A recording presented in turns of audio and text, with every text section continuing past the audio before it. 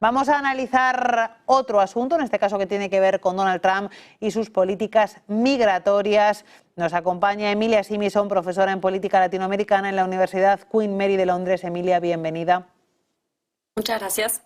Pues Emilia, quiero hablar contigo en concreto de los decretos en materia migratoria que ha aprobado Donald Trump, que ya ha firmado en sus primeras horas de llegada a la Casa Blanca y que, por supuesto, van a afectar a Estados Unidos, a su población inmigrante y también a las relaciones de Estados Unidos con sus países del entorno. ¿Cuál es el impacto directo y real de esos decretos en materia migratoria que ya ha firmado Donald Trump?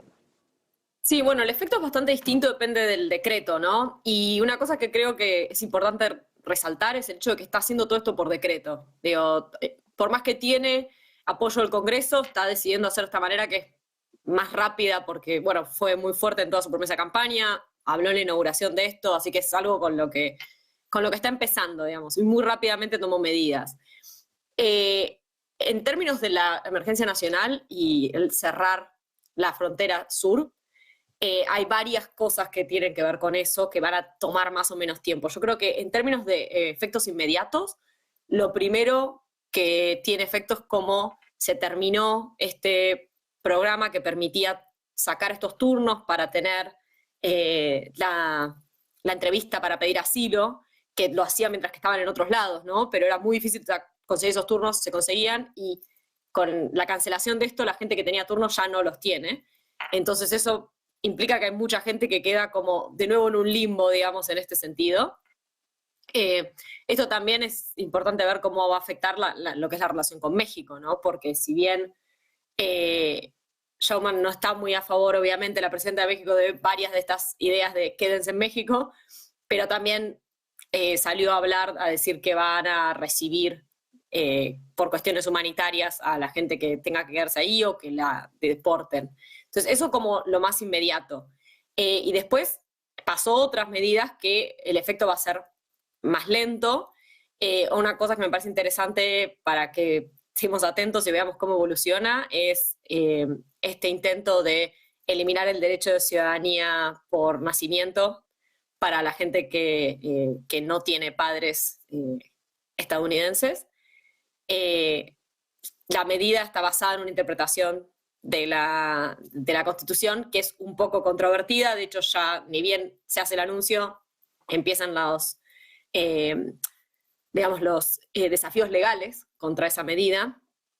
Y habría que ver cómo evoluciona esto, porque no solo está la cuestión legal y de interpretación de la Constitución, sino también la cuestión más burocrática, ¿no? Que esto, si se llega a implementar, va a generar muchos problemas, incluso para gente que le correspondería la ciudadanía norteamericana, incluso con esta visión mucho más restrictiva, para poder tener los papeles necesarios para aprobar esto, ¿no? Y hay que ver cómo puede llegar a eso, complicarse en la cuestión burocrática también. No sé si hay alguna de las cuestiones que quieran hablar en particular, porque hay mucho sobre este tema. Pues te quiero preguntar, Emilia, precisamente por esa relación entre Estados Unidos y México.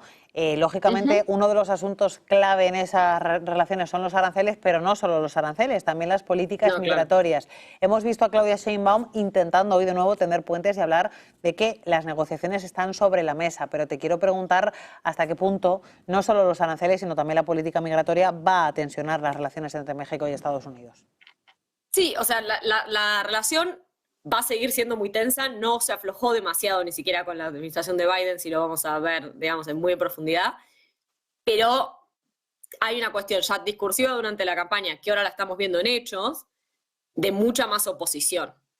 Y si bien la cuestión tarifaria en una medida pequeña, pero beneficia a México de alguna manera, porque tenemos todo las compañías, digamos, que se están yendo hacia México para evitar ciertas tarifas, la realidad es que el impacto inmediato es principalmente negativo.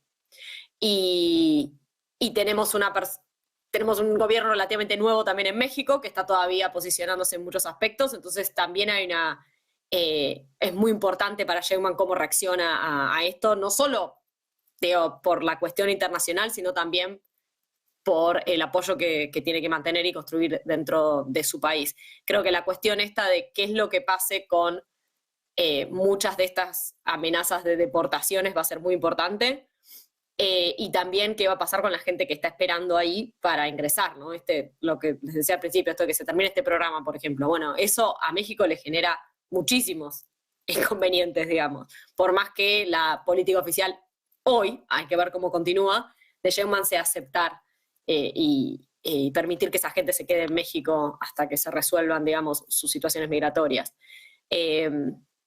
Así que yo creo que es definitivamente una de las situaciones, por lo menos cuando vemos lo que es América Latina, México va a ser una de las prioridades de Trump, seguramente. No creo que Trump tenga demasiado interés en otras partes de América Latina, creo que en este momento lo que figura más que nada, Panamá, por otras cuestiones, y México. De hecho, Trump ya dijo que ellos no nos necesitan a los latinoamericanos, que nosotros a lo sumo los necesitamos a ellos, así que creo que si bien en América Latina se está hablando mucho en otros países de qué significa esto para nosotros, creo que no somos una prioridad más allá de estos casos donde sí hay una retórica muy explícita y también medidas que afectan directamente lo que está pasando en estos países latinoamericanos. Te quiero preguntar cómo puede afectar esta situación de ese limbo en el que van a estar miles de migrantes en Estados Unidos a la fuerza laboral norteamericana, estadounidense. Bueno, eso en realidad es clave. O sea, la realidad es que toda esta cuestión mucho más restrictiva implica que hay toda una fuerza de trabajo barata en Estados Unidos que es muy importante para la economía estadounidense. Y eso se está dejando de lado. Incluso también, si extendemos un poquito más esta cuestión de los derechos de ciudadanía, si Trump vuelve a también tratar de hacer más complicadas las cuestiones migratorias para los migrantes legales. O sea, yo vivía en Estados Unidos con la primera presidencia de Trump como estudiante, tenía mi visa, igual estábamos en una situación muy incierta, muchos de nosotros, por cuestiones de medidas, al menos por lo menos lo que se decía, ¿no? En este caso tenemos medidas concretas, ¿no? Y eso tampoco es interesante para muchas de las empresas que también lo están apoyando, digamos, a Trump, ¿no? Porque si vos no tenés cierto tipo de inmigración calificada, tampoco le conviene a Estados Unidos, ¿no? Entonces creo que eso es clave.